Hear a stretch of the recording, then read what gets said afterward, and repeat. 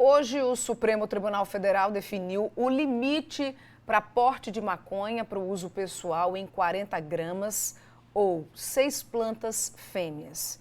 A decisão tem valor provisório até que o Congresso Nacional legisle a respeito desse tema. Ontem, os ministros, por 8 votos a 3, tinham decidido pela descriminalização do porte para o uso individual, mas esse processo não legaliza o uso da maconha. É preciso entender que o contexto também determina a legalidade do porte.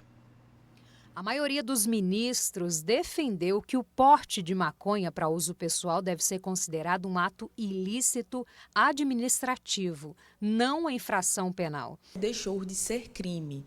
Porém, não significa que está legalizado, que está liberado, que eu posso sair consumindo maconha, enfim, nos ambientes públicos ou algo nesse sentido. O que de fato muda é que hoje é um ilícito administrativo, ou seja, essa pessoa ela não vai ser mais punida como já não era com pena de prisão e ela também não vai ser condenada por um crime. A Corte julga a constitucionalidade do artigo 28 da Lei de Drogas de 2006 e a definição de critérios claros para diferenciar usuários de traficantes. Existe um contexto, para além da quantidade, para se analisar se aquela pessoa ela é usuária ou é traficante. A quantidade é só uma forma concreta realmente, porque a lei é omissa nesse sentido, não fala de quantidade, de se ponderar se de fato aquela pessoa pode propensamente ou não ser um usuário. Uma das consequências práticas da decisão é que quem for enquadrado como usuário não terá antecedentes criminais. Ela pode ter que ser necessário um pagamento de uma multa, ela pode ainda ter que prestar serviço à comunidade, ela vai ter uma sanção administrativa. Isso não vai gerar, por exemplo, uma reincidência, maus antecedentes, caso ela cometa um novo delito.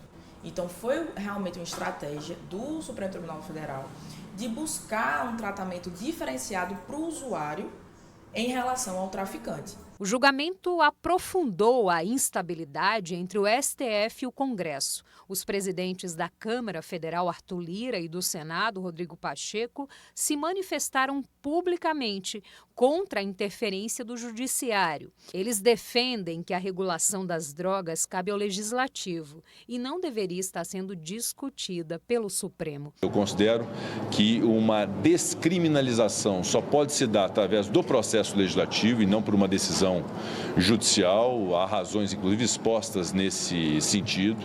Essa questão das drogas e da descriminalização das drogas é uma ideia que é suscitada em diversas partes do mundo, mas há um caminho próprio para se percorrer nessa discussão, que é o processo legislativo. A decisão só passa a ter efeitos práticos quando o julgamento for encerrado. Deputados e senadores debatem uma proposta para neutralizar a decisão do STF e incluir na Constituição a criminalização do porte de drogas, independente da quantidade. Uma comissão especial deve ser criada para debater o texto. Precisa tratar esse usuário, a gente precisa colocá-lo num lugar de destaque para que se evite a entrada em presídios, em cadeias públicas e se evite que aquela situação piore ainda mais. Então, não há como tratar alguém que é dependente químico encarcerando. Então, o Supremo ele vai por esse lado agora de uma política criminal menos repressiva. E aí, o que é que você acha, né, dessa medida, dessas decisões? A gente sabe que é um assunto realmente polêmico, que divide opiniões, mas a gente quer saber a sua. Você que nos assiste, que nos acompanha aqui, vamos colaborar com o Jornal da Correia. Você é a favor, contra essa liberação, essa quantidade, enfim, interage com a gente hoje exclusivamente pelo nosso WhatsApp.